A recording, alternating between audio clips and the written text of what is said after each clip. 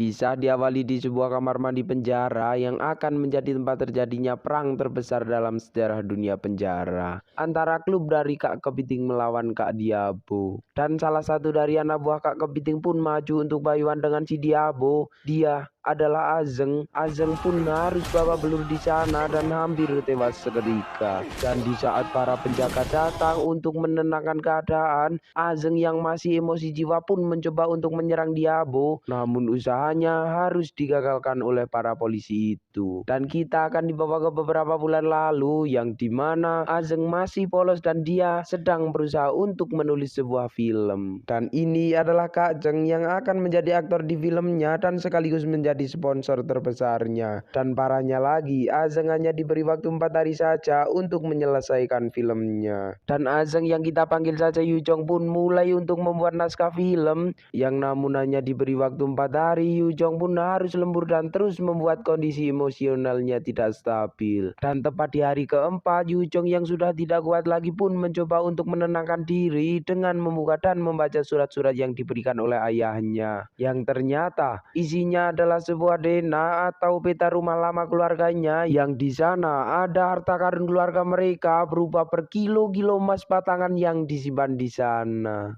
Dan samar-samar Yu Jong mendapat pendengaran dari kakek buyutnya yang mengatakan kini rumahnya telah diambil alih oleh orang Inggris dan dialih fungsikan menjadi sebuah penjara yang bernama Chiang Wan. Dan Yu Jong pun juga harus masuk ke penjara itu untuk mengambilnya. Dan rencana Yu Jong pun dimulai dari ngerusuh seorang polisi setempat, dan Yu Jong pun berhasil masuk ke penjara itu. Di sana ia ditempatkan satu sel bersama sekelompok mafia di sana dan menyuruh Yu Jong untuk diam apapun yang dilihatnya.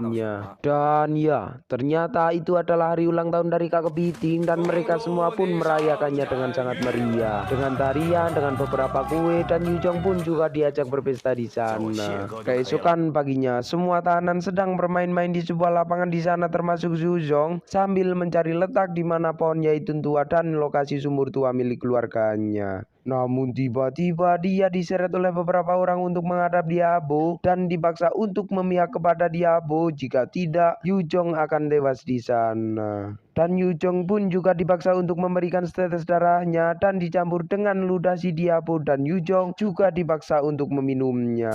Dan untungnya Kak Kepiting datang tepat waktu untuk menyelamatkannya dan berhasil membawa Yu Jong keluar dengan selamat. Namun setelah kejadian itu Yu Jong terus diganggu oleh Kak Diabo setiap harinya. Dan di saat memilih tugas, Yu Jong memutuskan untuk menjadi tukang bersih-bersih agar dapat berkeliling penjara, memeriksa setiap sudut ruangan sampai berhari-hari hingga berhasil menemukan tempat di mana sumurnya berada. Namun di tengah-tengah usahanya, tiba-tiba ia diserang oleh komplotannya si Diabo dan Yu Jong pun hampir tewas di sana. Yang untungnya Kak Kepiting datang tepat waktu dan berhasil menyelamatkannya. Dan di saat Yu Jong ngising, ia berada di tengah-tengah para pendukung Diabo dan Kepiting yang berdebat dan lempar-lemparan tisu. Dan setelah kejadian itu, Yu Jong menyiapkan rencana untuk mengambil peta ke sumur kuno dengan memanfaatkan keadaan ricuh antara kubu Kepiting dan Diabo yang akan diadakan jam 4 sore. Dan saat itu terjadi, Yu Jong melancarkan aksinya dengan mengambil kunci dari si penjaga. Namun di saat menuju ke ruang arsip, ia dihadang oleh Diabo yang langsung mengajarnya di sana.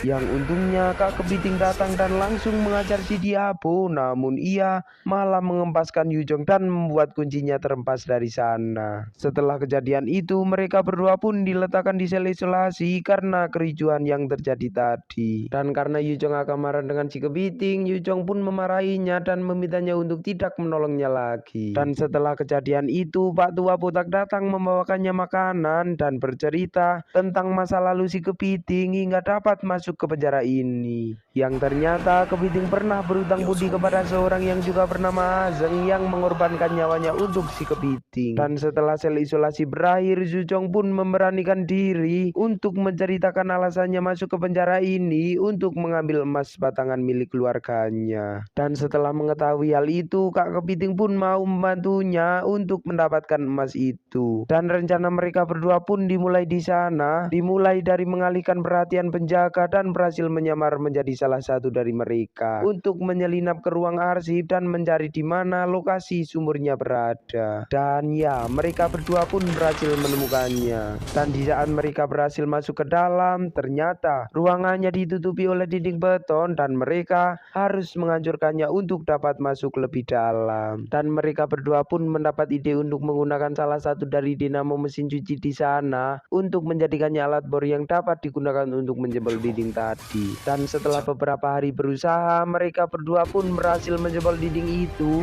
Dan benar saja, di sana masih ada bangunan rumah keluarga Yujong. Dan setelah beberapa saat mencari emas itu, Yujong malah tidak menemukannya dan malah merasa sedikit kecewa di sana. Untungnya tak lama kemudian Kak Kepiting datang dan mengambil sebuah prasasti di sana. Dan ya, ruang rahasianya pun berhasil terbuka. Dan di sana terdapat 100 keping emas yang dicarinya dan juga ada sepucuk surat untuknya. Dan setelah berhasil membawanya naik, masih ada satu masalah lagi, yaitu bagaimana membawanya keluar dari penjara. Namun bukan Yujong namanya jika tidak punya akal. Yujong pun berinisiatif untuk memasukkan semua batang emasnya ke dalam ember asam. Dan tepat di hari pembebasannya, ia akan menyusun semua emas batangannya di sela-sela mobil forklift dan dia akan mengambilnya setelah keluar dari sana. Singkat cerita, malam pun tiba. Untuk merayakan keberhasilan mereka berdua pun merayakannya dengan meminum anggur yang telah lama disiapkannya dan menari bersama.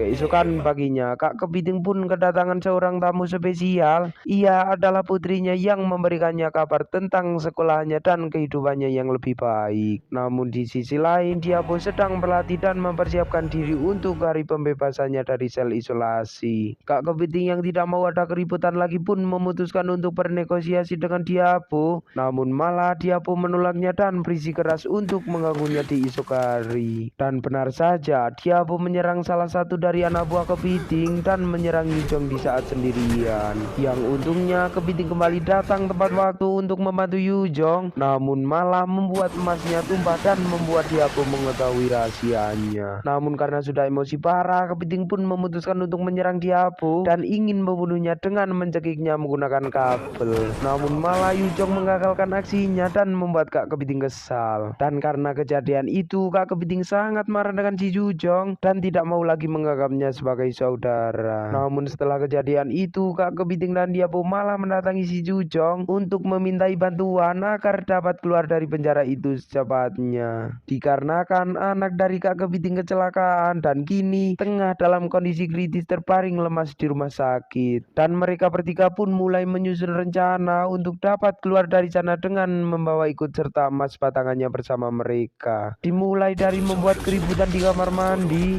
Kak Kepiting membuat rompi untuk membawa emas, Diabo menyiapkan tali, dan mereka juga telah mempersiapkan jalur pelarian melewati saluran pembuangan yang langsung menuju ke laut. Dan di sana akan ada kapal milik Diabo yang akan menjemput mereka. Dan di hari berikutnya, Kak Kepiting pun memulai hari dengan mengisi helium pada balon-balon itu. Dan Yujong juga membuat pemantik waktu dengan memanfaatkan bukus pasta gigi dan beberapa partai bekas yang akan jatuh ke kumpulan kawat baja dan menyebabkan percikan api yang akan langsung menyebabkan ledakan. Dan ya, hari yang mereka tunggu-tunggu pun akhirnya tiba.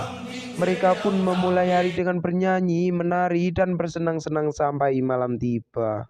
Dan ya, pemantikannya pun hidup dan menyalakan balon-balon helium hingga menyebabkan ledakan beruntun. Dan itu adalah hal yang mereka tunggu-tunggu. Dan mereka bertiga pun melancarkan aksi mereka dengan berjalan menyusuri ventilasi. Namun di tengah perjalanan, kaki Yujong melewek terkena besi ventilasi dan membuatnya agak kesakitan. Setibanya di dapur, mereka pun mengobati kaki si Yujong. Namun tak disangka, Diabo malah membawa sebilah pisau di tangannya. Dan sesampainya di gorong-gorong, mereka pun telah menemukan pintu keluarnya. Namun pintu itu malah terbuat dari besi dan sangat mustahil untuk dibuka. Yang untungnya Yujong menemukan saluran tinja dan memutuskan untuk membukanya dan menyebabkan gas di sana. Dan di saat percikan api dinyalakan, dan ya, ledakan pun terjadi dan berhasil membuka pintu besi dan meledakkan hampir semua gorong-gorong di penjara. Dan di saat mereka semua hampir berhasil, tiba-tiba Diabo malah menikam si Yujong dengan pisaunya tubuhnya dan membuatnya terluka. Kak Kepiting yang tak terima pun langsung mengajar si Diabo. Namun karena kalah skill, Kepiting pun harus diajar habis-habisan dan sekarat di sana.